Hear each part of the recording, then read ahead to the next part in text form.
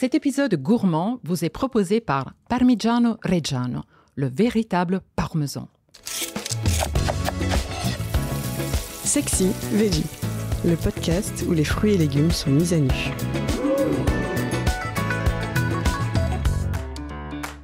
Les courges, comment les cuisiner à l'italienne? Elles sont joufflues, dodues, girondes, ovales, oblongues, en forme de toupie ou un peu aplaties. Tantôt dorées, tantôt blanches, mais aussi vertes et bleutées, et le plus souvent jaune-orangé. Que leur peau soit lisse, côtelée, striée ou bien bosselée, sans elles l'hiver et même l'automne serait bien monotone. On les avait oubliées quand on est un obscur rôle de lanterne, et puis, il y a une dizaine d'années, elles ont fait leur grand retour sur nos marchés. Je suis Alessandra Pierini, je suis née à Gênes, en Italie.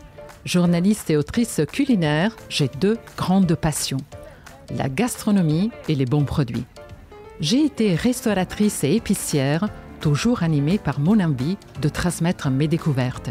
Vous l'avez deviné, aujourd'hui c'est des courges dont nous allons parler. Potiron, potimarron, citrouille, patidou, butternut, squash, on ne saurait toutes les nommer. La grande et joyeuse famille des curcubitacées compte plusieurs centaines d'espèces. Facile à cultiver, facile à conserver, saines, nourrissantes, les courges sont appréciées pour leur polyvalence dans nos recettes. On en mange la chair, le plus souvent douce et légèrement sucrée, mais aussi parfois la peau, si elle est suffisamment fine, même les pépins, que l'on peut toaster avec des épices pour en faire une gourmandise à grignoter. Le mot courge vient du latin cucurbita. En Italie, on l'appelle zucca et c'est une véritable star. Le must, c'est la zucca mantovana, la courge de Mantoue dans la région de Lombardie. Une courge plutôt ronde, légèrement aplatie, de couleur gris-vert. Sa chair jaune-orangée, très tendre, est agréablement sucrée. On s'en régale du mois d'octobre jusqu'au mois de février.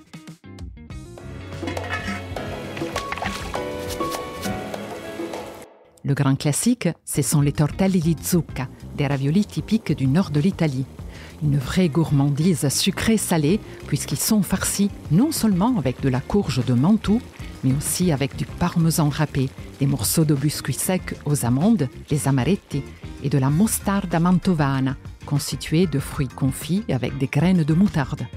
Et pour pousser la gourmandise jusqu'au bout, on les assaisonne avec du beurre dans lequel on aura fait fondre une bonne dose de Parmigiano Reggiano râpé et parfumé à la sauge. C'est juste délicieux.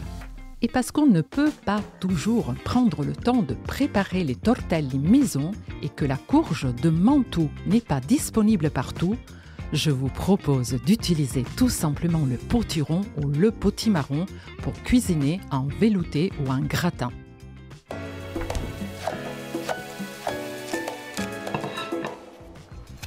Il n'y a qu'à le peler et les pépiner avant de le couper en gros morceaux et de le faire cuire, à la vapeur par exemple, pendant une dizaine de minutes. Ensuite, dans le cas d'un gratin, on écrasera les morceaux dans un plat et on ajoutera un peu de crème et surtout du parmesan râpé pour l'onctuosité, mais aussi pour épicer.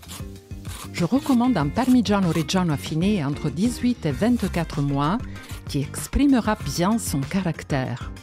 Il va servir d'épice autant que de liant et apporter des notes prononcées de bouillon, de viande cuisinée, de noix de muscade, une touche délicieusement poivrée qui vient balancer la douceur de la courge. Et il n'y a plus qu'à enfourner. C'est un repas qui se prépare facilement et qui vous transporte aussitôt dans les plaines fertiles entre la Lombardie et l'Émilie-Romagne, le berceau d'excellents produits italiens. Il ne me reste plus qu'à vous souhaiter bon appetito! Si vous avez aimé cet épisode, retrouvez plus de recettes d'Alessandra Pierini dans Sexy Veggie spécial Italie.